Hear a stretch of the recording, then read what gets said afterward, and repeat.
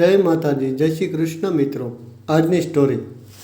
જ્યારે મારી ફોઈ લંડનથી પાછી ફરી ત્યારે તેમના સ્વરમાં એક વિચિત્ર મીઠાશ હતી। તે હંમેશા કડક સ્વરે વાત કરતી હતી, પણ તે દિવસે જ્યારે તે પપ્પાની સામે બેઠી ત્યારે તેમના અવાજમાં એક એવી નરમાશ હતી જે મેં પહેલાં ક્યારેય અનુભવી નહોતી। પપ્પા રોજની જેમ મજૂરી કરીને ઘરે પાછા ફર્યા હતા। તેમણે માટીવાળા કપડાં પહેર્યા હતા અને તેમનો થાક આંખોમાંથી ઝળકતો હતો। જેવો તેમણે ફોઈને જોયા, હાથ ખંખેરીને સાફ કર્યા અને પછી જમીન પર બેસી ગયા। ફોઈએ પોતાનું ગળું સાફ કર્યું અને બોલ્યા, ભાઈ જુઓ, મારી જિંદગીનો કોઈ ભરોસો નથી। ખબર નથી કાલે હોઉં કે ના હોઉં। મારી એક ઈચ્છા છે જે અત્યાર સુધી મારા દિલમાં દબાયેલી રહી છે। હું ઈચ્છું છું કે મારી વહુ બીજું કોઈ નહીં પણ તમારી દીકરી બને। પપ્પાની આંખોમાં આ સાંભળતા ચમક આવી ગઈ। મારું દિલ જોર જોરથી ધડકવા લાગ્યું। માએ ચૂલા પરથી હાથ ખેંચીને ફોઈને આશ્ચર્યથી જોયા। ફોઈએ આગળ વધીને મારા માથા પર હાથ મૂક્યો। આ બધું જ પ્યારી બાળકી છે। મારા દીકરા માટે તો હું બસ આવી જ વહુ ઈચ્છું છું। હું ચૂપ રહી। અંદર એક અજીબ શોર મચી રહ્યો હતો, પણ બહાર એક શબ્દ પણ ન નીકળ્યો। થોડા દિવસોમાં વાત આગળ વધી। મારી ફોઈના દીકરા જે લંડનમાં રહેતા હતા, તેમના વિઝા અને કાગળિયાની વાતો થઈ। લગ્નની તારીખ પણ નક્કી થઈ ગઈ, પણ વિદાય વિશે ફોઈએ સ્પષ્ટપણે કહ્યું, વિદાય તો તે જ દિવસે થશે જ્યારે તેનો પાસપોર્ટ અને વિઝા બધું તૈયાર થઈ જશે। હું મારી વહુને પછી સીધી લંડન લઈ જઈશ અને દુલ્હન બનાવીને લઈ જઈશ। આ વાત બધાને બહુ સારી લાગી। અમારા જેવા ગરીબ લોકો જે આખો દિવસ મજૂરીમાં પોતાનું ગુજરાન ચલાવે છે, તેમના માટે આ બધું એક સપના જેવું હતું। મા રાત દિવસ પ્રાર્થના કરવા લાગી। મોહલ્લાની સ્ત્રીઓ ઈર્ષ્યાથી જોવા લાગી। બધા કહેવા લાગ્યા, અરે નસીબ તો જુઓ આ છોકરીનું, દુલ્હન બનીને સીધી લંડન જશે। લગ્ન પછી બધું બદલાઈ ગયું હતું, પણ એક અજીબ અહેસાસ થઈ રહ્યો હતો। જ્યારે લગ્નની એક એક વિધિ થઈ રહી હતી અને હું મારા પતિ સાથે ફેરા લઈ રહી હતી, ત્યારે મારા દિલમાં બહુ વિચિત્ર ફિલિંગ થઈ રહી હતી। દિલની ધડકન તેજ હતી, પણ મારા ચહેરા પર ખામોશી હતી। પછી ઘણા દિવસો વીતી ગયા અને કોઈએ કહ્યું કે હવે અમે તને વિદાય કરીને લઈ જઈશું। મેં માત્ર માથું હલાવ્યું। પપ્પા થોડા દિવસ બીમાર થઈ ગયા, કદાચ એટલા માટે કે હું પહેલી વાર હંમેશા માટે તેમનાથી અલગ થઈ રહી હતી, તે પણ આટલી દૂર જઈ રહી હતી। પણ મારી ફોઈએ બધું સંભાળી લીધું હતું। તે દવા લાવી, મારી પાસે બેઠી અને મારી નાની બહેન માટે ચોકલેટ પણ લઈને આવી। લગ્નનો કાર્યક્રમ બહુ સાધારણ રાખવામાં આવ્યો હતો। મહોલ્લામાંથી બસ થોડી સ્ત્રીઓ આવી હતી। કોઈએ મને જાતે જ તૈયાર કરી। લાલ ચટક રંગનો ડ્રેસ, હળવો મેકઅપ અને એક નાની સોનાની ચેન જે મારા ગળામાં પહેરાવી દેવામાં આવી। આ અમારી પહેલી કમાણી હતી। મેં મારા માટે રાખી હતી, પણ હવે આ તારા નસીબની નિશાન છે, ફોઈએ કહ્યું। વિદાયને બદલે અમારે ફોઈના ઘરે જવાનું થયું। એક નવી દુનિયામાં પગ મૂકવા જેવું હતું। ત્યાં બધું વ્યવસ્થિત ઢંગથી હતું। એક રૂમ જે ખાસ મારા માટે તૈયાર કરવામાં આવ્યો હતો। સફેદ પડદા, સુગંધિત મીણબત્તીઓ અને પથારી પર ગુલાબની પકડીઓ। પહેલી રાત મારી ફોઈ મારી સાથે જ રહી। તે મારા માથા પાસે બેઠી, મારા વાળમાં આંગળીઓ ફેરવતી રહી અને જૂની વાતો કરતી રહી। મારી મા પણ મને આમ જ સુવડાવતી હતી। વાળમાં આંગળીઓ ફેરવતા ફેરવતા તે મને બહુ પ્રેમ આપતી હતી। બીજી રાત જ્યારે મેં તેમને એ સમજવાની કોશિશ કરી કે હું એકલી પણ સૂઈ શકું છું, તો તે હસીને બહાર ચાલી ગઈ। હું પથારી પર સૂઈને છતને જોતી રહી। એક અજાણ્યો પતિ, એક નવું ઘર અને એક દેશ જે મારી નજીક આવી રહ્યો હતો, પણ આ બધામાં એક ખામોશી હતી, એક ખાલીપણું। ત્રીજી રાત તેમનો ફોન આવ્યો। હું રૂમમાં બેઠી હતી। ફોઈએ કોલ કરીને કહ્યું, વાત કર, તે તારી સાથે પોતે વાત કરવા માગે છે। મેં ફોઈને કાનથી લગાવ્યો। હેલો જી, નમસ્તે, મેં ધીમેથી કહ્યું। તમે ઠીક છો? તેમના અવાજમાં લાગણીઓ નહોતી, બસ એક ફોર્માલિટી જેવું લાગી રહ્યું હતું। જી। પછી થોડી વાર ખામોશ રહી। બસ થોડા દિવસોમાં બધું તૈયાર થઈ જશે, પછી આપણે લંડનમાં મળીશું. ઠીક છે, મેં કહ્યું અને ફોન બંધ થઈ ગયો. આ મારી પહેલી અને છેલ્લી કોલ હતી. તેમની સાથે ચોથી રાત મારે ફઈએ કહ્યું, બેટા આજે ચેકઅપ છે એટલે જલ્દી નીકળવું પડશે. લંડન જતાં પહેલાં બધા ડૉક્ટરની રિપોર્ટ જરૂરી હોય છે. સવારમાં હું તૈયાર થઈ ફઈએ જાતે મારા કપડાં કાઢ્યા અને તેમને વ્યવસ્થિત રાખવામાં મારી મદદ કરી. પછી અમે રિક્ષા લઈને હોસ્પિટલ પહોંચ્યા. હોસ્પિટલ સ્વચ્છ લાગી રહ્યું હતું. કાઉન્ટર પર પહોંચતા જ ફઈએ કાગળિયા કાઢ્યા અને કોઈની સાથે વાત કરી. પછી એક નર્સ આવી અને અમને એક તરફ લઈ ગઈ. મને શાંતિ હતી કારણ કે ફોઈ મારી સાથે હતી. રૂમમાં દાખલ થતાં પહેલાં ફોઈએ મારો હાથ પકડ્યો. બસ થોડા ટેસ્ટ થશે જે હંમેશા થતા આવ્યા છે. ગભરાતી નહીં.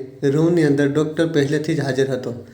ઠીકઠાક ઉંમરનો માણસ, ચશ્મા પહેરેલો, સફેદ કોટ પહેરેલો અને ચહેરા પર હળવી સ્માઇલ. ફોઈએ ડૉક્ટરના કાન પાસે જઈને કંઈક કહ્યું જે હું સાંભળી ન શકી. ડૉક્ટરે માથું હલાવ્યું અને પછી મારી તરફ જોઈને બોલ્યો, અહીં બેસી જાઓ. હું સોફા પર બેસી ગઈ. તેણે મારું બ્લડ પ્રેશર ચેક કર્યું અને કેટલાક સવાલ પૂછ્યા. પછી તેણે કહ્યું, એક ઇન્જેક્શન લગાવવાનું છે. લોહીના ટેસ્ટ પહેલાં આ જરૂરી છે. મેં મારો હાથ આગળ કરી દીધો. પછી એક સોય ચૂબી અને પછી જાણે દુનિયા ઝાંખી થવા લાગી. થોડી જ સેકન્ડોમાં બધું જ ધૂંધળું બની ગયું હતું. આંખ ખુલી તો માથાના પાછળના ભાગમાં બહુ તેજ દર્દ થઈ રહ્યું હતું. મારી આસપાસ બધું હલી રહ્યું હતું. જાણે જમીન નહીં પાણીની છત હોય. આંખોની સામે લાકડાની દિવાલો હતી. છત પર લોખંડની કોલ અને એક બલ્બ જે ધીમે ધીમે ઝૂલી રહ્યો હતો. રૂમમાં ભેજ અને દુર્ગંધનો ઘૂંઘરાટ ભર્યો અહેસાસ હતો. મેં ઊભા થવાની કોશિશ કરી પણ શરીર જાણે કોઈએ નીચોવી નાખ્યું હોય. હાથ પર સોયનું નિશાન બન્યું હતું. હાથોમાં નબળાઈ હતી અને શ્વાસ પણ મુશ્કેલીથી આવી રહ્યો હતો. મારા પગમાંથી જૂતા ગાયબ હતા અને પહેરેલા કપડાં પણ બદલાઈ ચૂક્યા હતા, જે ઢીલા અને કંઈક અજીબ લાગી રહ્યા હતા. જાણે કોઈ હોસ્પિટલ કે પછી કેદખાનાની ડ્રેસ હોય. રૂમમાં કોઈ પણ બારી નહોતી, માત્ર એક નાનું વેન્ટિલેટર હતું જ્યાંથી સમુદ્રનું નીલાશ ઝટકી રહ્યું હતું. હું ઢસડાતી તેની નજીક પહોંચી. નીચે પાણી હતું, ઊંડું, શાંત અને ન સમાપ્ત થનારું. દૂર દૂર સુધી માત્ર નીલો રંગ દેખાઈ રહ્યો હતો અને કેટલાક પક્ષીઓના અવાજ સંભળાઈ રહ્યા હતા. મારા દિલમાં સૌથી પહેલો વિચાર એ આવ્યો કે હું જમીન પર નથી, હું કોઈ બહારના જહાજ પર છું. દરવાજા પર લોખંડના સળિયા હતા. બહારથી તાળું લાગેલું હતું. રૂમની બહાર ધીમો અવાજ આવી રહ્યો હતો. કોઈ અજાણી ભાષામાં વાત કરી રહ્યું હતું. કેટલીક બોલીઓ એવી હતી જેને હું સમજી ન શકી. કેટલાક હસવાના અવાજ હતા, કેટલાક ભારે પગલાંના. પછી અચાનક દરવાજો ખોલ્યો. એક અજાણી સ્ત્રી અંદર આવી. ઠીકઠાક ઉંમરની. તેનો રંગ શ્યામળો હતો, ચહેરો ગોળ. હાથમાં એક થાળી હતી જેમાં 2 રોટલી, થોડું પનીર અને એક બોટલમાં પાણી હતું. તેણે મારી સાથે આંખો ન મેળવી, બસ ચૂપચાપ મારા સામે મૂકી દીધું અને બોલી, ખા. અવાજમાં એક વિચિત્ર કઠોરતા હતી. મેં કહ્યું, હું ક્યાં છું? હું ગભરાઈને પૂછી બેઠી. પણ તેણે કોઈ જવાબ ન આપ્યો. મને અહીં કેમ લાવવામાં આવી તે ફરી અને જતાં જતાં માત્ર એટલું કહ્યું, તારી ભલાઈ આમ જ છે કે વધારે સવાલ જવાબ ન કર. પછી દરવાજો ફરીથી બંધ થઈ ગયો. તેની સાથે જ બહારથી કેટલાક બીજા લોકોના અવાજ આવવા લાગ્યા. હું થાળીને ઘણી વાર સુધી જોતી રહી, પણ ભૂખનો અહેસાસ ક્યાં ગાયબ થઈ ચૂક્યો હતો. મને કંઈ પણ સમજાઈ રહ્યું ન હતું. આ લોકો કોણ છે? મને ક્યાં લઈ આવ્યા છે? શું મને વેચી દેવામાં આવી છે? આગળના કેટલાક કલાકો સન્નાટામાં વીત્યા. હું દિવાલથી ટેકો લઈને બેઠી રહી. મનમાં માત્ર ધંધળાટપણું હતું. દિવસ ક્યારે વીતી ગયો અને રાત ક્યારે આવી ગઈ તેનો અંદાજ જ ન આવ્યો. પછી થોડી વાર પછી બહારથી સ્વર સંભળાયો. કોઈ નવી છોકરી ચીસો પાડી રહી હતી. હું દરવાજાની પાસે ગઈ તો અવાજો સ્પષ્ટ સંભળાવા લાગ્યા. જવા દો મને, મેં કંઈ પણ નથી કર્યું, પ્લીઝ. ત્યારબાદ એક તેજ અવાજ આવ્યો, જાણે કોઈને ધક્કો મારવામાં આવ્યો હોય. થોડા સમય પછી તેની ચીસો અને બૂમરાટ બંધ થઈ ગયા. આગલા દિવસે આ કદાચ રાતનો સમય હતો. મને અંદાજ નહોતો. 3 માણસો આવ્યા. દરવાજો ખોલ્યો. તેમાંથી એક લાંબો અને શ્યામળો હતો. બીજા બેના હાથમાં કાગળ અને ફાઇલો હતી. ઊભી થા, ચાલ અમારી સાથે. મેં ગભરાઈને પૂછી, બેઠી ક્યાં લઈ જઈ રહ્યો છો? બસ ચૂપચાપ સાથે ચાલ, વધારે સવાલ ન કર. તેમણે મારો હાથ પકડીને ઊભી કરી. મારા પગ ધ્રુજી રહ્યા હતા, પણ તેમણે મને સહારો આપવાને બદલે ઘસડીને બહાર કાઢી. લાંબી અને સાંકડી રાહદારી, કાંટાવાળી દિવાલો, દર થોડા પગલે સળિયાની બંધ દરવાજા. રસ્તામાં મને બીજી છોકરીઓ નજર આવી. બધી યુવાન હતી, બધી ડરેલી અને સહેમેલી. કોઈ હાથ બાંધીને બેઠી હતી, કોઈ આંખો બંધ કરીને સૂતી હતી. મને એક મોટા રૂમમાં લઈ જવામાં આવી.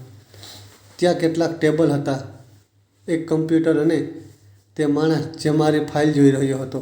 ઉંમર 21 વર્ષ, પરિણીત. હા, તેમણે એકબીજા તરફ જોયું. પછી એકે બીજાને અંગ્રેજીમાં કહ્યું, માર્કેટ વેલ્યુ ઠીક છે. હું કંઈ બરાબર સમજી ન શકી. માત્ર તે શબ્દ માર્કેટ વેલ્યુ મારા મગજમાં અટકી ગયો. તેમણે મને ફરીથી રૂમમાં પાછી છોડી દીધી. જતાં જતાં તેમાંથી એકે દરવાજા પર હાજર સળિયાઓ પર જોરથી હાથ મારીને કહ્યું, આજની રાત પહેરો બહુ સખત હશે, તૈયાર રહેજે. તૈયાર? ભલા કઈ વસ્તુ માટે? મારી આંખોમાંથી આંસુ નહોતા નીકળી રહ્યા. જાણે શરીરે દરેક અહેસાસને શૂન્ય કરી દીધો હોય. હું બસ બેસી ગઈ, હાથોમાં ચહેરો છુપાવીને. પછી મને તે દિવસ યાદ આવ્યો જ્યારે હું મારી ફોઈ સાથે હોસ્પિટલ ગઈ હતી. ત્યારે કદાચ મારું નસીબ નહોતું બદલાયું, પણ મારી કિંમત લગાવવામાં આવી રહી હતી. પછી યાદ આવ્યું, તેમનું કહેવું હતું, આ મારી જવાબદારી છે. આ તેમની જવાબદારી હતી, મને વેચી દેવાની. મારા સવાલનો જવાબ સાધારણ હતો, પણ તેનું સત્ય બહુ ભારે હતું. આ મને વેચવામાં આવી હતી. રૂમની બહાર પગલાંનો અવાજ સંભળાયો. હવે તો આ રોજનું થઈ ચૂક્યું હતું. દિવસમાં 2 કે 3 વાર કોઈ આવતું, પાણી કે રોટલી ફેંકીને ચાલ્યું જતું. પણ આજે પગલાંની ગતિ કંઈક અલગ જ સંભળાઈ રહી હતી, જાણે કોઈ બહુ ઉતાવળામાં હોય. દરવાજો ખુલ્યો. 3 માણસો અંદર દાખલ થયા. તેમાંથી એક એ જ હતો જે પહેલા દિવસે મારી ફોઈ જોઈ રહ્યો હતો. બાકી બેના ચહેરા નવા હતા. એકે ખામોશીથી મારી તરફ એક કવર લંબાવ્યું. પછી ત્રણેય કંઈક પણ કહ્યા વિના ત્યાંથી પાછા વળી ગયા. દરવાજો બંધ થયો. ફરી તે જ વિચિત્ર અવાજો. મેં કવર હાથમાં લીધું, આંગળીઓથી ખોલ્યો. અંદર એક ચિઠ્ઠી હતી, ભૂરી પેનથી લખેલી. જેમ જેમ હું વાંચતી ગઈ, આંખો કાગળ પર ચોંટતી ગઈ. પણ જે શબ્દો લખ્યા હતા તે દિલ પર છરીઓની જેમ ઉતરતા હતા. હેલો, મને ખબર છે કે તું આ વાંચીને આઘાતમાં આવી જઈશ, પણ હવે મારી પાસે તારાથી છુપાવવા માટે કંઈ બાકી નથી. તારે હવે બધું સત્ય જાણી લેવું જોઈએ. મારી માં, એટલે કે તારી ફોઈ, લંડનમાં બહુ બીમાર હતી. તેમની સારવાર માટે ઘણા પૈસા જોઈતા હતા, એટલે કે મારા બસની બહાર હતા. મેં આંખો બંધ કરી લીધી. દિલ ચાહું કે હવે આગળ વાંચવાનું બંધ કરી દઉં, પણ હાથ રોકાઈ ન શક્યા. આ તે સમય હતો જ્યારે અમને એક તક આપવામાં આવી, એક એવો રસ્તો જેનાથી અમને પૈસા પણ મળે અને તારું નામ પણ છુપાયેલું રહે. માએ કહ્યું, તે બહુ સારી છે, શરીફ છે, અને સૌથી મોટી વાત, તેના માટે પૂછવાવાળું પણ કોઈ નથી. મારી આંગળીઓ ધ્રુજવા લાગી. હું આગળના શબ્દો વાંચવા જઈ રહી હતી, પણ જાણે હાથ ઇનકાર કરી રહ્યા હતા. મેં તેને વાંચી લીધી. આ લખવાનું સહેલું નથી, પણ સત્ય આ જ છે. મેં તલાકના કાગળો પર સહી કરી દીધી અને તને મોકલી દીધી છે. હવે તું આઝાદ છે. આ કેદમાં હવે તને કોઈ નહીં ઓળખે. તારી કિંમત લાગી અને બહુ સારી લાગી. આ વાક્ય છેલ્લું ટીપું હતું. બસ થેન્ક યુ કહેવું હતું. તે મારી માનો જીવ બચાવી લીધો. તને કદાચ મારાથી નફરત થઈ રહી હશે, પણ સાચું કહું, મને તારાથી ક્યારેય મોહબ્બત નહોતી થઈ. તું માત્ર એક સમાધાન હતી, એક સોદો. ચિઠ્ઠી મારા હાથમાંથી છૂટીને જમીન પર પડી ગઈ. હું ઘણીવાર સુધી દિવાલને અડીને બેઠી રહી. બહાર સમુદ્રનો અવાજ આવી રહ્યો હતો, જાણે તે પણ મારા હાલ પર માતમ કરી રહ્યો હોય. રૂમની હવા કંઈક ભારે થઈ ગઈ હતી. વેન્ટિલેટરમાંથી આવતી રોશની પણ હવે ધીમી પડી ચૂકી હતી. તે ચિઠ્ઠી જે મારા હાથમાં હતી હવે એક રસીદ લાગી રહી હતી. મારી બરબાદીની કાનૂની રસીદ. રાત થઈ ગઈ. કોઈએ દરવાજા પર ટકોરા માર્યા. મેં કોઈ જવાબ ન આપ્યો. પછી દરવાજો ખુલ્યો. એક છોકરી અંદર દાખલ થઈ. તે દેખાવમાં બંગાળી લાગતી હતી. વાળ ગૂંચવાયેલા, કપડાં પણ અજીબ. તેને પણ ચિઠ્ઠી આપવામાં આવી. તેણે પૂછ્યું. મેં માથું હલાવ્યું. મારા પતિએ તો વિડીયો મોકલ્યો હતો. તેમાં તે હસી રહ્યો હતો. કહેતો હતો, બચપનથી દોસ્તીનું દેવું ચૂકવ્યું છે. તને વેચીને પોતાનું વચન પૂરું કર્યું છે. તે હસવા લાગી, બેજાન, જાણે હાસ્ય નહીં પણ પાગલપણ હોય. મેં તેને પૂછ્યું, આ બધું ક્યાં સુધી ચાલશે? તે બોલી, જ્યાં સુધી આપણે વેચાવાને કાબિલ છીએ. પછી આપણને ફેંકી દેવામાં આવશે. આગળના 3 દિવસમાં છોકરીઓને લઈ જવામાં આવી. એક છોકરીએ વિરોધ કરવાની કોશિશ કરી તો તેના મોઢા પર થપ્પડોની વરસાદ થઈ ગઈ. તેણે ધસડીને લઈ જવામાં આવી. બાકી બધા પથ્થર બનીને બેઠા રહ્યા, જાણે દરેકને પોતાના વારાની રાહ હોય. બપોરના સમયે દરવાજાના નીચેથી એક નવી ચપ્પલ ફેંકવામાં આવી. તેના પર મારું નામ લખ્યું હતું, સાથે એક યુનિટ નંબર પણ. મેં ચપ્પલ પહેરી. મને માત્ર મારું નામ જોઈને અહેસાસ થયો કે હવે હું કોઈ માણસ નહીં, માત્ર એક યુનિટ છું. સાંજે એક માણસ આવ્યો, સફેદ યુનિફોર્મમાં, હાથમાં ફાઇલ. તેણે કહ્યું, તૈયારી રાખ, કાલે સવારે તને શિફ્ટ કરવાનું છે. ક્યાં? મેં પૂછ્યું. ત્યાં જ્યાં તારી કિંમત મુજબ જગ્યા હશે. પછી તે ચાલ્યો ગયો. સવાર થતાં પહેલાં જ મને જગાડવામાં આવી. 2 પુરુષો રૂમમાં આવ્યા. એકના હાથમાં યુનિફોર્મ જેવા કપડાં હતા, બીજાના હાથમાં નાનો બેગ. તેમણે કહ્યું, આ લે, પહેરી લે. કોઈ સવાલ નહીં.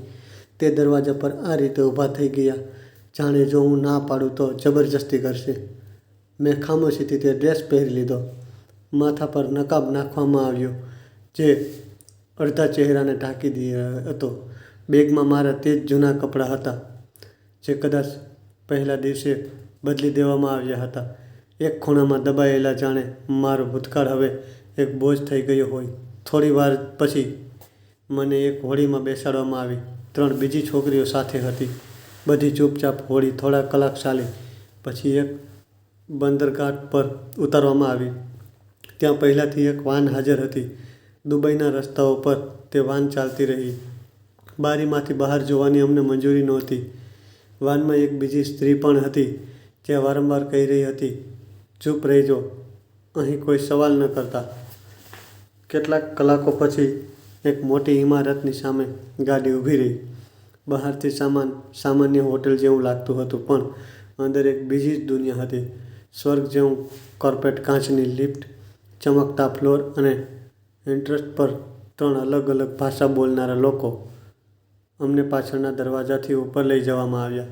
એક લાંબો રસ્તો, જ્યાં દરવાજાઓ પર નંબર લખેલા હતા, પણ કોઈના નામ નહીં. મને રૂમ નંબર 408 આપવામાં આવ્યો. રૂમ સ્વચ્છ હતો પણ બેરંગ. એક બેડ, એક ખુરશી અને એક કબાટ. દિવાલ પર એક કેમેરો લાગેલો હતો, બિલકુલ ખૂણામાં. આ શું છે? મેં દરવાજો બંધ કરનારને પૂછ્યું. સિક્યોરિટી. અહીં દરેક વસ્તુનું મોનિટરિંગ થાય છે. પછી તે હસીને બોલ્યો, જાણે તારા વર્તનનું. પછી દરવાજો બંધ કર્યો અને સ્ટોપર લગાવી દીધી. સાંજ સુધી કોઈ ન આવ્યું. પછી અચાનક ઇન્ટરકોમ વાગ્યો. એક અવાજ આવ્યો, રૂમ નંબર 408, તૈયાર રહો, વિઝિટર આવી રહ્યો છે. હું ચોંકી ગઈ. વિઝિટર? શા માટે? થોડી વાર પછી દરવાજો ખુલ્યો. એક આરબ શખ્સ અંદર આવ્યો. ઉંમર લગભગ 40, સફેદ કપડાં, સોનાની વીંટીઓ અને એક મોંઘું પરફ્યુમ. એક પળ માટે તે રોકાયો, મને માથાથી પગ સુધી જોઈ, પછી બોલ્યો, તેને મારા રૂમમાં મોકલો. પછી તે ફર્યો અને બહાર ચાલ્યો ગયો. ગાર્ડે એક બીજા તરફ જોયું. પછી એકે મને કહ્યું, ચાલ, વધારે સમય બરબાદ ન કર. મેં પગ પાછળ ખેંચ્યા. ક્યાં? કેમ?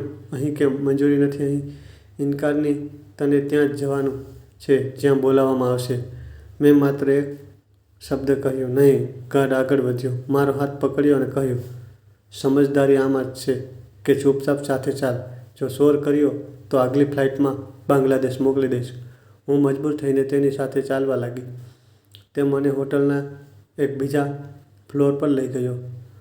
જ્યાં દરવાજાની પટ્ટી પર લખ્યું હતું VIP સ્વીચ. દરવાજો ખુલ્યો. હું અંદર દાખલ થઈ. ત્યાં એ જ આરબ માણસ સોફા પર બેઠો હતો, એક હાથમાં સિગરેટ, બીજા હાથમાં મોબાઈલ. મારી તરફ જોયા વિના બોલ્યો, તું ભારતમાંથી છે? મેં માથું હલાવ્યું. અવાજ ન નીકળ્યો. ચાલ, સારું છે. શાંત અને ખામોશ. મને ખામોશ છોકરીઓ પસંદ છે. પછી તેણે ઘંટડી વગાડી. એક નોકર આવ્યો અને તેણે અરબીમાં કંઈક કહ્યું. નોકર મારા માટે ડ્રિંક લઈ આવ્યો. કદાચ જ્યુસ પી તારો દિવસ લાંબો ગયો હશે. મેં ગ્લાસ હાથમાં લીધો પણ પીધો નહીં. શેખે હસતા કહ્યું, પહેલી વાર છે, કોઈ વાત નહીં, તને આદત પડી જશે. મેં તે દરમિયાન માત્ર એક કામ કર્યું, ગ્લાસ જમીન પર ફેંકી દીધો. હું કોઈ વસ્તુ નથી જેને આદત બનાવી લેવામાં આવે. શેખ ઊભો થઈ ગયો અને ગાર્ડને બોલાવ્યો. તેને નીચે પાછી લઈ જાઓ. તે હજી તૈયાર નથી. મને ફરીથી રૂમ નંબર 408માં પાછી લાવવામાં આવી અને દરવાજો બંધ કરી દેવામાં આવ્યો. આગલા દિવસે એક બીજી છોકરી આવી. તેણે પણ ભારતીય હતી. અમે થોડીવાર ખામોશ સમય પસાર કર્યો. પછી તે બોલી, અહીં રહેવું હોય તો સમજૂતી કરવી પડશે. જેણે મોઢું ખોલ્યું તે આગલા જહાજમાં હોય છે. ખબર પણ નથી પડતી ક્યાં ગઈ. મેં પૂછ્યું, કોઈ બચ્યું છે અહીંથી? સાંભળ્યું છે એક છોકરી દુબઈ પોલીસ સુધી પહોંચી ગઈ હતી, પણ તેના પછી તે જ પોલીસવાળા ગાયબ કરી દેવાયા. અમે બારીમાંથી બહાર જોયું. નીચે એક સ્વિમિંગ પુલ હતો અને કેટલીક છોકરીઓ સ્વિમ કરી રહી હતી. એ જ યુનિફોર્મમાં, એ બેજાન ચહેરાઓ સાથે. આ હોટેલ નથી, બજાર છે. અહીં બધું વેચાય છે, બસ કિંમત નક્કી થવાની બાકી હોય છે. તે છોકરી બોલી અને પછી ખામોશ થઈ ગઈ. રાત્રે દરવાજાની નીચેથી એક કાપલી ફેંકવામાં આવી.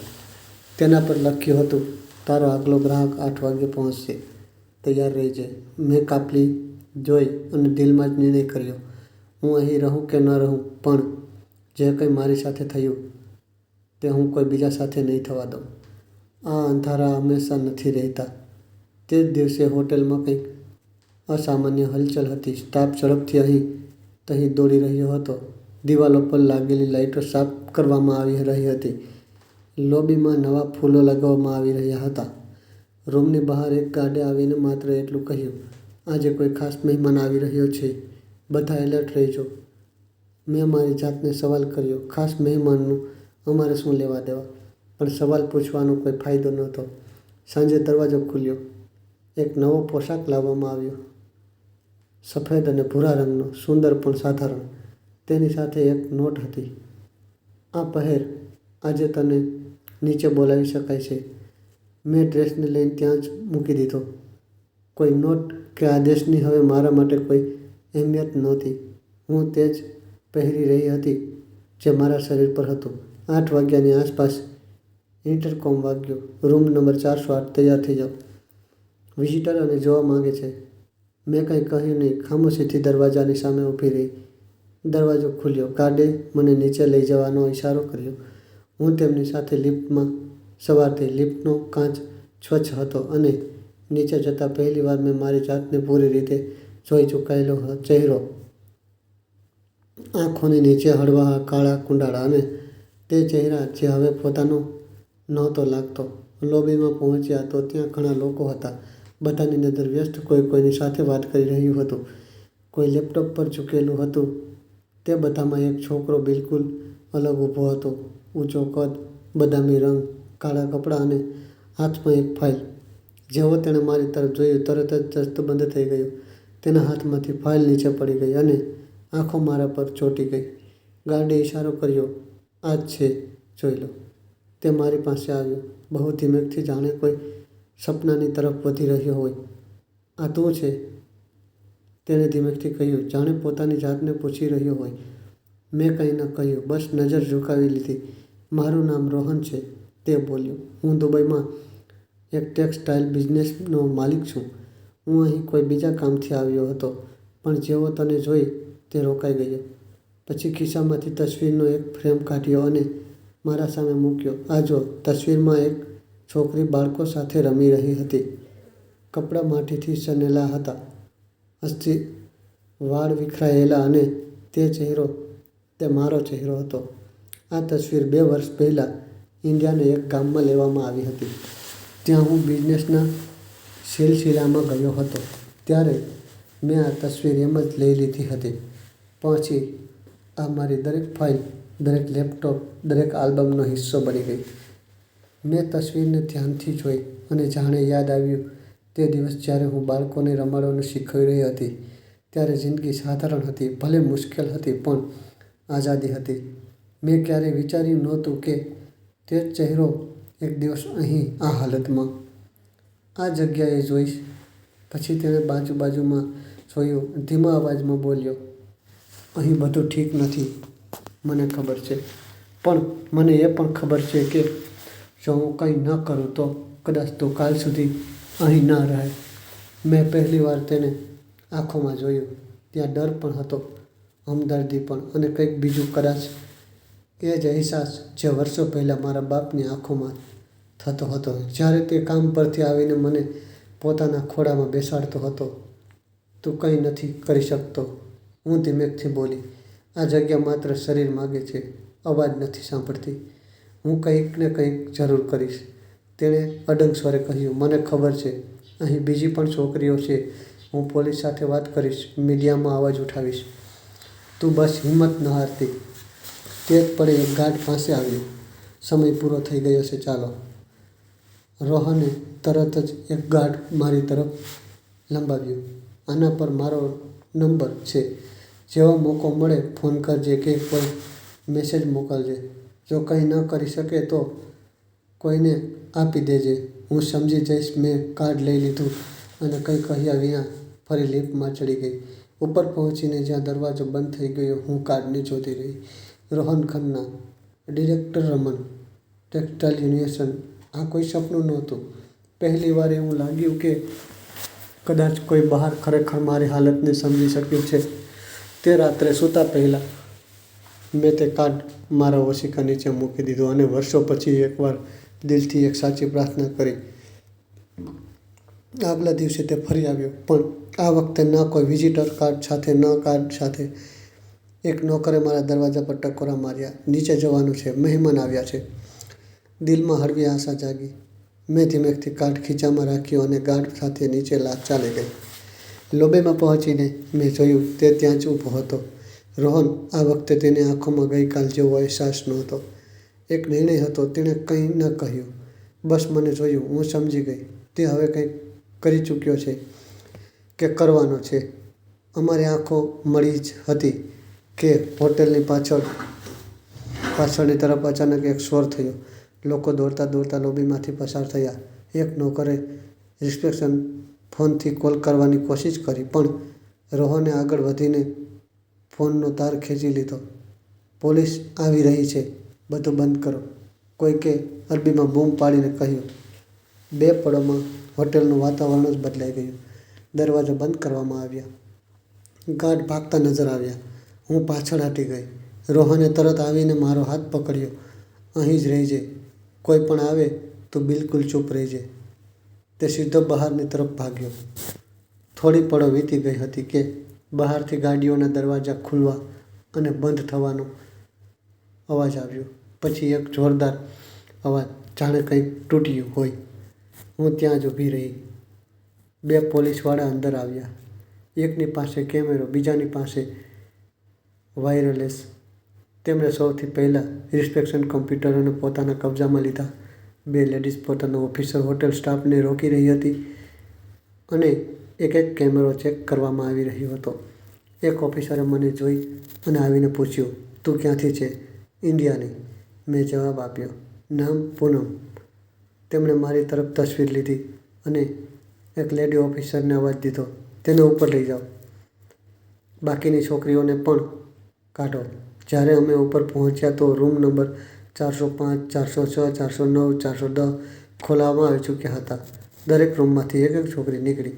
બધાની હાલત નબળી, આંખોમાં ઊંઘ અને ડર.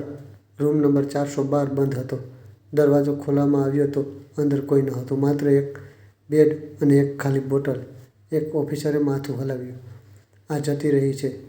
કદાચ સવારે જ થોડી વારમાં અમે 7 છોકરીઓ નીચે હાજર હતી.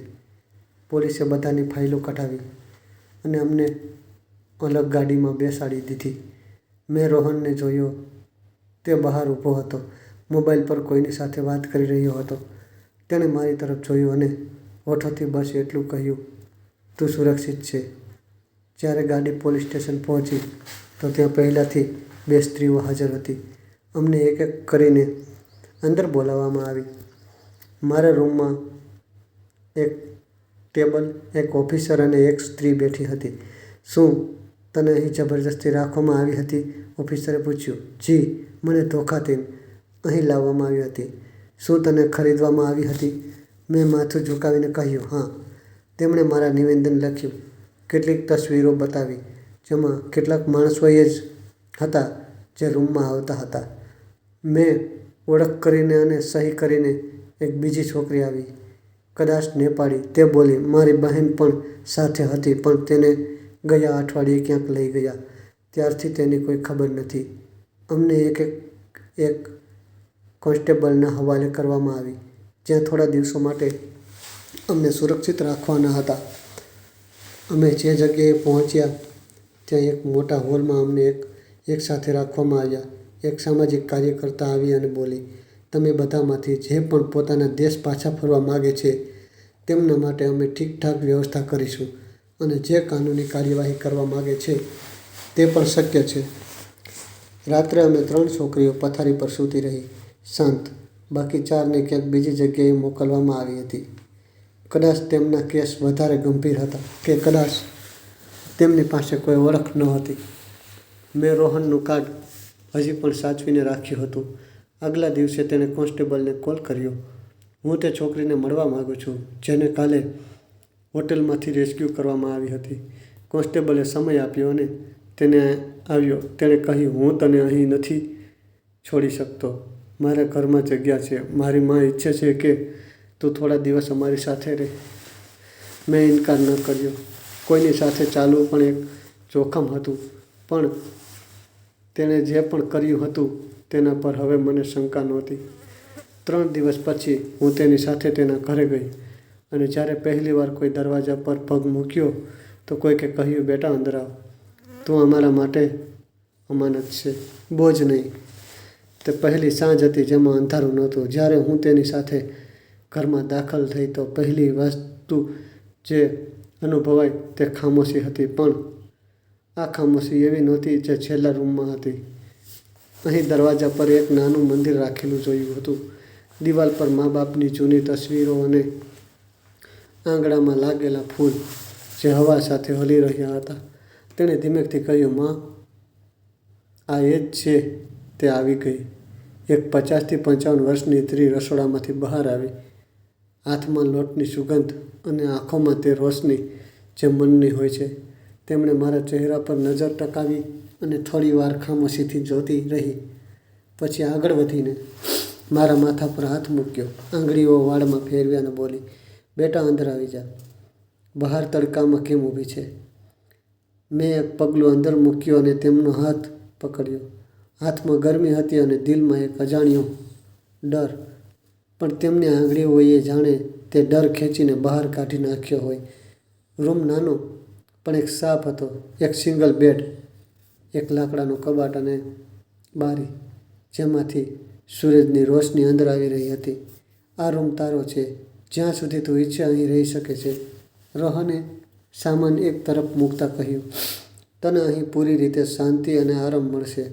મારા પપ્પાની યાદો આ ઘરમાં છે અને અમે ઈચ્છીએ છીએ કે આ ઘરમાં હવે માત્ર ભલાઈ હોય.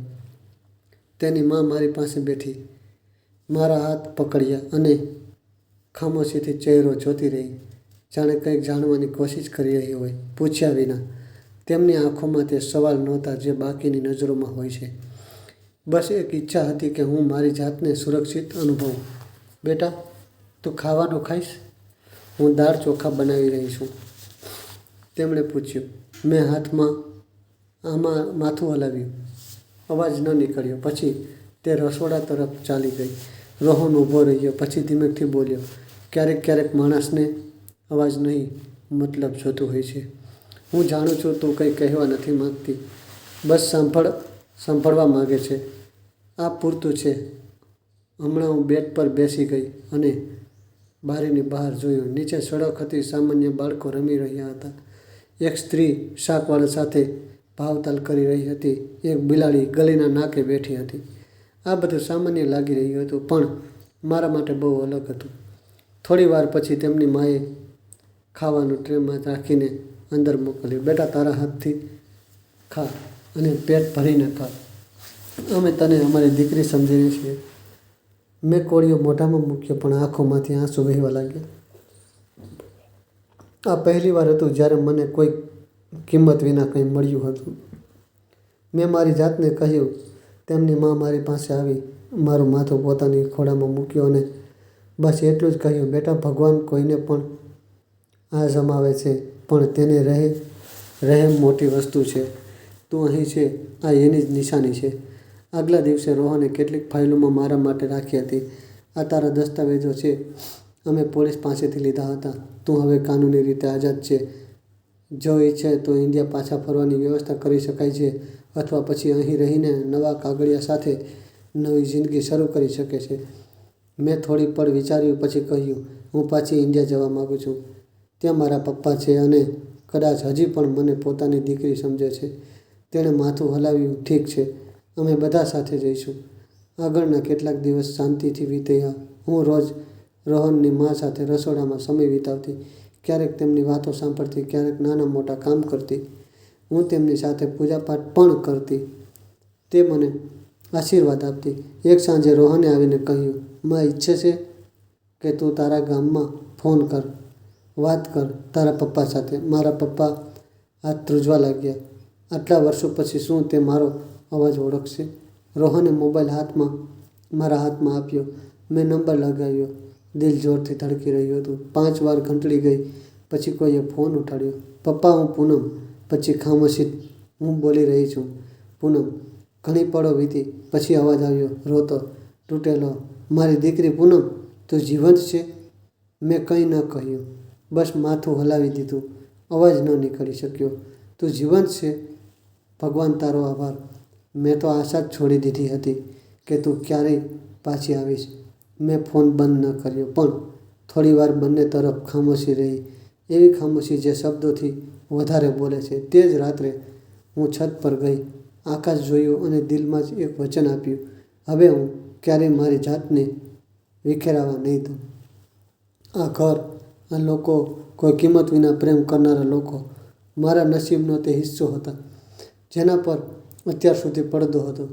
જ્યારે ઇન્ડિયા પાછા ફરવાની તારીખ નક્કી થઈ તો મારા અંદર એક વિચિત્ર બેચેની શરૂઆત થઈ ગઈ. બધું ઠીક લાગી રહ્યું હતું, પણ દિલમાં એક ખાલીપણું હતું જેને કોઈ ભરી નહોતું રહ્યું. દિવસના સમયે હું બધાની વચ્ચે હસતી, કામમાં લાગતી, રોહનની મા સાથે સમય વિતાવતી, પણ રાત જેવી આવતી બધું બદલાઈ જતું. ઊંઘ આવતી પણ શાંતિ નહોતી. સૂવાની કોશિશ કરતી તો તે જ રૂમ, તે જ ચહેરા અને તે જ અવાજો મારા મગજમાં ગુંજવા લાગતા. સપનાઓમાં ક્યારેક તે આરબ શેખ હોય છે, ક્યારેક તે દરવાજો તેના પર મારું નામ લખ્યું હતું. ઘણીવાર એવું લાગતું જાણે કોઈએ મારા મોઢા પર હાથ રાખ્યો હોય અને હું બોલી નથી શકતી. એક રાત્રે અચાનક હું ચીસ પાડીને ઊભી થઈ ગઈ. શ્વાસ ફૂલી ગયો હતો. પરસેવામાં ભીંજાઈ ગયેલી હતી. રૂમમાં અંધારું હતું. માત્ર દરવાજાની નીચેથી હળવી રોશની આવી રહી હતી. હું બેડ પરથી ઉતરીને રૂમના ખૂણામાં ગઈ. ઘૂંટણ છાતીથી લગાવીને પોતાને દિલાસો આપવાની કોશિશ કરી, પણ આંખો બંધ કરતાં જ તે બધું ફરી પાછું આવતું. દરવાજો ખુલ્યો. રોહન હાથમાં પાણીનો ગ્લાસ લઈને અંદર આવ્યો. મારી પાસે આવીને બેઠો અને ગ્લાસ મારી તરફ લંબાવ્યો. પી, આરામથી શ્વાસ લે. મેં ખામોશીથી ગ્લાસ પકડ્યો. 2 ઘૂંટ પીધા. હાથ ધ્રુજી રહ્યા હતા. તે થોડી વાર શાંત બેઠો રહ્યો. પછી ધીમેથી બોલ્યા, પૂનમ, તું રાત્રે જાગે છે? અમને ખબર છે. મેં માથું ઝુકાવી લીધું. આ બધું સમય સાથે ખતમ નથી થતું, પણ જો તું તેને દિલમાંથી ન કાઢે તો આખી જિંદગી ચાલતું રહે છે. તારી જિંદગી હવે તારા હાથમાં છે. તું ઈચ્છે તો તેને રડવામાં કાઢી નાખ, અથવા તું ઈચ્છે તેને ફરીથી જીવવામાં લગાવી દે. મેં પહેલી વાર તેની વાતો પર ધ્યાન આપ્યું. તે જ રાત્રે ફરી સપનું આવ્યું, પણ હું ઠીક રહી. ઉઠીને ખામોશીથી પાણી પીધું અને પાછી સૂઈ ગઈ. દરવાજો ન ખુલ્યો. કદાચ રોહન જતો રહ્યો હતો, પણ તેણે મારી ખામોશી પર ભરોસો કર્યો. એક દિવસ તેણે કહ્યું, હું ઈચ્છું છું કે તું અમારા સાથે ગામ ચાલ. તારા પપ્પાને મળીશું. હવે તું રાહ ન જોઈ શકે. મેં સવાલ કર્યો, જો હું તેમને મળી અને તે મને ફરીથી અપનાવી ન શક્યા તો તે પણ તારો હક અદા કરી દેજે. બાકી પછી તેમની મરજી છે. મેં હા ભરી દીધી. ઘર છોડતા પહેલાં રોહનની માએ મને એક લાલ દુપટ્ટો આપ્યો, જેના પર ભરતકામ થયેલું હતું. આ મારા લગ્નના સમયનો છે. તને આપી રહી છું. જ્યાં પણ જા, માથા પર રાખજે. આ ઇજ્જતની નિશાની છે. મેં દુપટ્ટો પકડ્યો. દિલમાં એક પળ ખુલી રહી હોય તેવું લાગ્યું. થોડા દિવસો પછી અમારે રવાના થવાનું હતું. હું રોજ રાત્રે સૂતી તો કોશિશ કરતી કે હવે મારી ચીસ ન નીકળે. ઊંઘમાં દબાયેલા અવાજોને હું પી જાઉં. રોહન હજી પણ ઘણીવાર જાગતો હતો, પણ ખામોશીથી, જાણે તે જાણતો હોય કે હું મારી જાત સાથે જંગ લડી રહી છું અને તેને માત્ર પાસે રહેવાની જરૂર છે, સમજવાની નહીં. રાતો હજી પણ ઘેરી હતી, પણ સવારની આશા હવે વેન્ટિલેટરમાંથી ઝાંકી રહી હતી. સફરની તૈયારી પૂરી થઈ. રોહને ખામોશીથી મને તે બેગ આપ્યો, જેમાં મારા અસલી કપડાં, ઓળખપત્ર અને કેટલાક કાગળિયા હતા. મેં બેગને પકડ્યો અને થોડી વાર સુધી બસ તેને જોતી રહી. મારા હાથમાં તે સાબિતી હતી કે હું હવે ફરીથી મારી જાતને ઓળખી શકી હતી. પોતાના નામની પોતાની ઓળખથી ઘણા મહિનાઓ વીતી ચૂક્યા હતા. તે દિવસે જ્યારે હું મરજી વિના, ઈરાદા વિના એક ખાલી દસ્તાવેજ બનીને કોઈ રૂમમાં જાગી હતી. સફરની શરૂઆત દુબઈ એરપોર્ટથી થઈ. રોહને બોર્ડિંગ પાસ મારા હાથમાં રાખ્યો અને બોલ્યો, આ તારો છે, માત્ર તારો. આના પર તારું નામ છે, કોઈ બીજાનું નહીં. પ્લેનની બારીમાંથી બહાર વાદળોને જોતા મને તે પળો યાદ આવી જ્યારે મેં એ વિચારવાનું છોડી દીધું હતું કે પાછા જઈ શકું છું. હવે શક્ય છે. હવે તે જગ્યા નજીક હતી જ્યારે દિલ જાણે રોકાઈ ગયું હતું. રોહન બાજુવાળી સીટ પર બેઠો હતો, પણ અમે વધારે વાત ન કરી. સફરમાં ઘણીવાર ખામોશીથી જ સૌથી વધારે બોલે છે. દિલ્હી એરપોર્ટ પર જ્યારે અમે ઉતર્યા તો તડકો ધૂંધળો હતો અને હળવા વાદળાઓવાળા વાતાવરણમાં ઠંડકે મારું સ્વાગત કર્યું. મારા પગ જમીન પર પડ્યા તો એક પળ માટે એવું લાગ્યું જાણે હું વર્ષો પછી જમીન પર ચાલી રહી છું. જાણે મારા હાડકાને ફરી પોતાનું અસ્તિત્વ યાદ આવી રહ્યું હોય. ગાડી રોહનનો જૂનો ડ્રાઈવર ચલાવી રહ્યો હતો. તે રસ્તામાં મને ગામની જાણકારી આપતો રહ્યો. નવા રસ્તા બન્યા છે. મહોલ્લામાં આ સ્કૂલ ખુલી ગઈ છે. તને તારા પપ્પા એટલા વૃદ્ધ થઈ ગયા છે કે રોજ થાકથી બેસી જાય છે. મંદિરની સામે બેન્ચ પર. જ્યારે અમે ગામની બહાર પહોંચ્યા તો હું બારીમાંથી જઈને તે જ વૃક્ષ, તે જ કાચા રસ્તા, તે જ માટીની સુગંધ. બાળપણનું દ્રશ્ય એક એક કરીને આંખોની સામે આવતા લાગ્યું. પણ દિલમાં એક ડર હતો. પપ્પાનો વ્યવહાર કેવા પ્રકારનો હશે? જો તેમણે મને જોતાં જ દરવાજો બંધ કરી દીધો, જો તે એવું કહેવા લાગ્યા કે તું મારી દીકરી નથી, તો પછી શું થશે? ગલીમાં પહોંચીને ગાડી ઊભી રહી. હું દરવાજો ખોલવા જઈ રહી હતી કે રોહને મારો હાથ પકડી લીધો. યાદ રાખજે, જે તને ઓળખવાથી ઇનકાર કરે તે તારી સચ્ચાઈને મિટાવી નથી શકતો. મેં દરવાજો ખોલ્યો અને ધીમેથી બહાર પગ મૂક્યો. ઘર એ જ હતું. માટીની દિવાલો, લોખંડનો જૂનો દરવાજો. ઉપર કાચી છત પર લટકતી હતી ઈંટોવાળી કપડાની દોરી. દરવાજા પર ટકોરા માર્યા. કોઈ અવાજ ન આવ્યો. એક બીજો ટકોરો માર્યો. પછી દરવાજો ખુલ્યો અને અંદરથી મારી નાની બહેન નીકળી, જે હવે મોટી થઈ ચૂકી હતી. તે પહેલાં એક પળ માટે રોકાઈ, પછી આંખો પર ભરોસો ન થયો. પૂનમ દીદી. મેં આંખોમાં આંસુ સાથે હામાં માથું હલાવી દીધું. તે પાછળ હતી અને ચીસો પાડતી અંદર ગઈ. પપ્પા. પૂનમ દીદી પાછી આવી ગઈ. હું અંદર દાખલ થઈ. આંગણામાં જૂની લાકડાની ખુરશી, ચૂલા પાસે રાખેલી માટીની હાટી અને એક ખૂણામાં બેઠેલા પપ્પા. હું જેવી આગળ વધી, આંખોમાંથી આંસુ વહેવા લાગ્યા. પગલામાં જીવ ન રહ્યો હતો. હું પપ્પાની સામે પહોંચી જ હતી કે તે પોતે ફ્લોર પર બેસી ગયા અને હાથ ઊંચા કરીને મારા પગ પકડી લીધા. બેટા, મેં તને વિદાય કરી હતી લાશ સમજીને, પણ તું જીવંત પાછી ફરી છે. મારા આંસુનો પ્રવાહ રોકાઈ રહ્યો નહોતો. હું ઝૂકીને મારા પપ્પાના ખંભાથી લાગી અને તે મને છાતીએ લગાવીને રડતા રહ્યા. ઘરના બાકી લોકો ભેગા થઈ ચૂક્યા હતા. કોઈ દરવાજા પાસે ઊભું રહીને હેરાનીથી જોઈ રહ્યું હતું. કોઈ ચૂપચાપ બારીમાંથી ઝાંકી રહ્યું હતું. રોહન એક તરફ શાંત ઊભો હતો, જાણે આ પણ માત્ર અમારો હોય. પપ્પાએ અમને જોઈને કહ્યું, શું થયું? ક્યાં રહી હતી તું આટલા દિવસ? મેં માત્ર એટલું કહ્યું, પપ્પા, જીવંત હતી, બસ દૂર હતી. તેમણે મારા માથા પર હાથ ફેરવ્યો. તું મારા માટે મરીને પણ જીવંત હતી. હું રોજ પ્રાર્થના કરતો હતો કે કાં તો તારા સમાચાર આવી જાય અથવા તું જ આવી જાય. આજે ભગવાને બંને આપી દીધું. રોહન થોડી પળો પછી આંગણામાંથી નીકળી ગયો.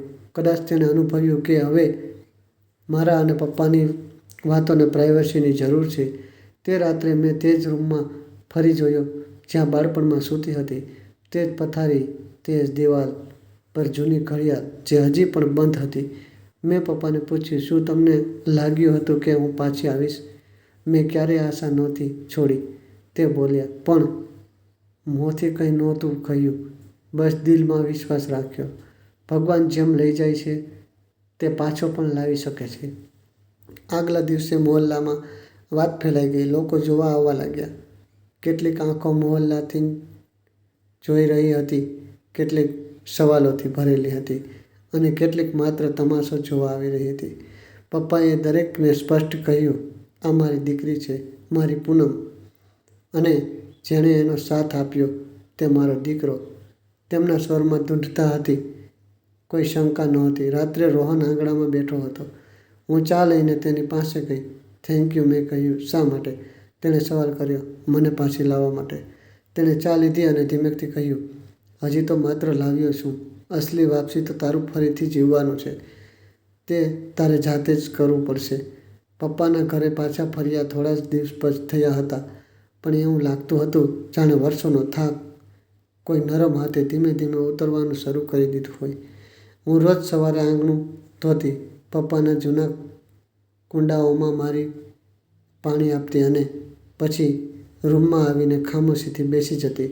આ તે જ દિવાલો હતી, તે જ ગામ હતું, પણ હું હવે એવી નહોતી રહી જે ક્યારેક અહીં હસતી રમતી હતી, સપના જોતી હતી. હવે દરેક પગલું માપીને રાખતી હતી, જાણે આ જિંદગી મારી નહીં, કોઈ બીજાની હોય અને હું બસ એક દેવું ચૂકવવા આવી હોઉં. પણ હજી પણ કંઈક હતું જે અંદરને અંદર અટકતું હતું. કદાચ આ અહેસાસ કે જેણે મારી સાથે આટલો મોટો ગુનો કર્યો એ આજે પણ આઝાદ ફરી રહ્યો છે. જેણે મને માણસ નહીં, કોઈ સોદો સમજ્યો, મારી કિંમત લગાવી દીધી. આ વિચારીને જ મારા અંદરનો કોઈ ખૂણો દરરોજ થોડો થોડો મરી રહ્યો હતો. આગલી સવારે રોહનનો ફોન આવ્યો. તેણે કહ્યું, પૂનમ, મને ખબર છે કે તું બહુ કોશિશ કરી રહી છે તારી જિંદગી પહેલાં જેવી બનાવવાની, પણ આ બધું તારા માટે સહેલું નથી હોય. કારણ કે ક્યાંક ને ક્યાંક એક ગુસ્સો તારા અંદર પડી રહ્યો છે અને હવે સમય આવી ગયો છે કે આ ગુસ્સાને ખતમ કરવામાં આવે અને તારા ગુનેગારોને સજા આપવામાં આવે. મેં કહ્યું, હું કંઈ સમજી નહીં. તેણે કહ્યું, તારા લગ્ન સાથે જોડાયેલા જે માણસ પણ પુરાવા, તસવીરો તારી પાસે હોય, બધું ભેગું કરી લે. હું થોડી વારમાં તારી પાસે આવી રહ્યો છું. આ સાંભળીને મને થોડો અંદાજ થઈ ગયો કે શું થવાનું છે અને આની સાથે જ મારા અંદર એક નવો જોશ ભરાવા લાગ્યો. થોડી વાર પછી રોહન આવ્યો. મેં મારી પાસે જે પણ દસ્તાવેજો, તસવીરો અને પુરાવા હતા તે બધું તેને આપી દીધું. પછી અમે બંને એસપી કાર્યાલય ગયા. ત્યાં મેં એક વાર વાત જણાવી, કેવી રીતે મારી ફઈ મને હોસ્પિટલ લઈ ગઈ, કેવી રીતે ત્યાં ડૉક્ટરે ઇન્જેક્શન લગાવ્યું અને પછી મને કંઈ યાદ ન રહ્યું. મારા નિવેદનના આધારે તે જ દિવસો પોલીસે તે જ ડૉક્ટરની ધરપકડ કરી લીધી. પહેલાં તો તેણે પોતાનો ગુનો કબૂલ ન કર્યો, પણ પોલીસની કડકાઈ સામે તે તૂટી ગયો. તેણે સ્વીકાર કર્યું કે અત્યાર સુધી ખબર નહીં કેટલીય છોકરીઓની જિંદગી તે આ જ રીતે બેહોશીનું ઇન્જેક્શન આપીને બરબાદ કરી ચૂક્યો છે. તેણે જે લોકો સાથે સંબંધ રાખ્યા હતા તેમને નામ અને ઓળખ પણ આપી દીધી. કેટલાક એવા લોકો હતા જે ભારતમાં રહીને આ રેકેટ ચલાવી રહ્યા હતા અને કેટલાક વિદેશોમાં વસેલા હતા. જ્યારે ઘણા લોકોની ધરપકડ થઈ અને ઘણી છોકરીઓને બચાવી લેવામાં આવી તો મારા અંદર એક શાંતિ અને આત્મવિશ્વાસ જાગ્યો. ધીમે ધીમે આ ખબર જંગલમાં આગની જેમ ફેલાવા લાગી. મોટા મોટા ન્યૂઝ ચેનલો અને રિપોર્ટરો આના પર રિપોર્ટિંગ કરવા લાગ્યા કારણ કે તેની શરૂઆત મારાથી થઈ હતી. મારા ઇન્ટરવ્યૂ થવા લાગ્યા કે કેવી રીતે મેં આ ખતરનાક લડાઈ લડી. રોહને મને ચેતવ્યું, હવે તું કોઈ એક માણસની વિરુદ્ધ નહીં પણ એક આખા નેટવર્કની સામે ઊભી છે જેમના ખબર નહીં કેટલાય ચહેરા છે. અને હવે જ્યારે તું સામે આવી ચૂકી છે તે લોકો તને ઓળખે છે અને તને નુકસાન પહોંચાડવાનું વિચારી શકે છે. સાવધાન રહેવું પડશે. આ સાંભળીને સાચું કહું તો ડર ન લાગ્યો પણ દિલમાં ઠંડક ઉતરી ગઈ કે જે કંઈ મેં આટલા સમય સુધી સહન કર્યું તેની સજા આપવાનો સમય હવે આવી ગયો છે. પણ મારા અસલી ગુનેગાર હજી પણ બહાર હતા. રોહને પપ્પાને બધું જણાવ્યું અને તેમને સમજાવ્યું કે આ સમયે મારું પોતાનું ઘરમાં રહેવું ખતરનાકથી ખાલી નથી. તેની વાતો પર ભરોસો કરીને પપ્પાએ મને તેની સાથે એક સુરક્ષિત જગ્યાએ મોકલવાની મંજૂરી આપી દીધી. હવે તેમને રોહન પર ભરોસો થવા લાગ્યો હતો અને પછી એક તે સાંજે આવીને જેને મને ખબર નહીં ક્યારથી રાહ હતી. રોહન મને પોલીસ સ્ટેશન લઈ ગયો. ત્યાં મારી સામે બે લોકો ઊભા હતા, મારી ફોઈ અને તેમનો દીકરો. તે સળિયા પાછળ હતા. પોલીસે જણાવ્યું કે તે લોકો સ્વિટ્ઝરલેન્ડમાં આરામની જિંદગી જીવી રહ્યા હતા. જોકે તેમણે મારા સિવાય કોઈ બીજી છોકરીઓ સાથે આવું નહોતું કર્યું કારણ કે તે પ્રોફેશનલ ગુનેગારો હતા. તેમણે મજબૂરીમાં આ બધું કર્યું. સારવાર માટે પૈસાની જરૂર હતી પણ મજબૂરી પણ કોઈ બીજાની જિંદગી બરબાદ કરવાનો લાયસન્સ નથી હોતી અને એટલે જ હવે તે પોતાના ગુનેગારોની સજા ભોગવવા માટે તૈયાર હતા. આગલા દિવસે જ કોર્ટમાં હાજરી થઈ. એક એક કરીને તે બધા ગુનેગારો કોર્ટમાં રજૂ થવામાં આવ્યા જે આ ગુનામાં સામેલ હતા. મારી જુબાની પછી બીજી છોકરીઓએ પણ હિંમત કરીને તે સામે આવી અને તેમણે આ ઈચ્છા વ્યક્ત કરી કે તે પણ હવે આવા લોકોને સખત સજા આપવામાં માંગે છે. ધીમે ધીમે ઇન્સાફની આ લડાઈમાં હું એકલી નહોતી. અમે બધાની જુબાનીના આધારે તે લોકોને સખત સજા સંભળાવવામાં આવી અને તેમને જેલ મોકલી દેવામાં આવ્યા. મારી ફોઈ રડી રડીને પોતાના ગુનાઓની માફી માંગી રહી હતી અને દુઆઓ આપી રહી હતી કે તેમણે આ બધું મજબૂરીમાં કર્યું. પણ મેં તેમને એકવાર પણ પાછળ ફરીને ન જોયા કારણ કે ગુનો તો ગુનો હોય છે. તેની પાછળ કારણ ભલે જે પણ હોય. આ ઘટના પછી મને ઘણી સંસ્થાઓ, વેલફેર સોસાયટીઓ કે જે મહિલાઓ અને બાળકો માટે કામ કરતી હતી ત્યાં બોલાવવામાં આવવા લાગી. ત્યાં લોકો મને સવાલ કરતા, તું કેવી રીતે બચી અને તે આ લડાઈ કેવી રીતે લડી? હું એકલી? હું કહેતી, હું બચી નહોતી, મને બચાવવામાં આવી હતી પણ હવે હું બીજાઓને બચાવવા માટે ઊભી છું. જ્યારે હું મારી કહાણી સંભળાવતી તો ત્યાં ઘણી એવી છોકરીઓ હોય જે પોતાની કહાનીઓને દિલમાં દબાવીને બેઠી હતી. તેમણે જણાવ્યું કે મારી પણ આગલી વારી થવાની હતી. હું કોઈ રીતે બચી. તેમની આંખોમાં આંસુ જોઈને હું તેમના હાથ પકડતી અને કહેતી, જે થયું તેની સજા હવે આવા લોકોને મળશે અને હવે તમારે જીવવાનો વારો છે.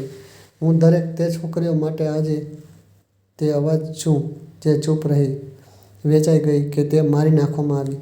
હવે મારી કિંમત કોઈ નહીં લગાવી શકતું કારણ કે હવે હું પોતે મારી કિંમત જાણું છું અને હવે મારો અવાજ માત્ર મારા માટે નહીં, એક બધા માટે છે જે સાંભળવા માગે છે કે તેમના માટે પણ તે સાંભળવાથી ઇનકાર કરે છે. મને મહિલાઓના અધિકારો માટે કામ કરનારી એક મોટી સંસ્થા તરફથી ઓફર મળી કે હું તેમની સાથે જોડાઈ શકીશ અને આ મહિમા ખંભે ખંભા મિલાવીને ચાલીશ. રોહનના મને હિંમત આપ્યા પછી હું તેની સંસ્થા સાથે જોડાઈ ગઈ અને આજે હું ખબર નહીં કેટલી એવી છોકરીઓને બચાવી ચૂકી છું જે બરબાદ કરવામાં આવી હતી અથવા પછી બરબાદીની કતારમાં ઊભી હતી. જિંદગી હવે સાથે જ શાંતિથી વીતી રહી હતી અને મારા અંદરનો ગુસ્સો પણ હવે ક્યાંક ખતમ થઈ ચૂક્યો હતો. એક નવી પૂનમ હવે ખુલ્લી હવામાં શ્વાસ લઈ રહી હતી. એક સવારે પપ્પાએ કહ્યું, સાંજે સરખી રીતે તૈયાર થઈ જજે, કોઈ આવવાનું છે તને જોવા માટે.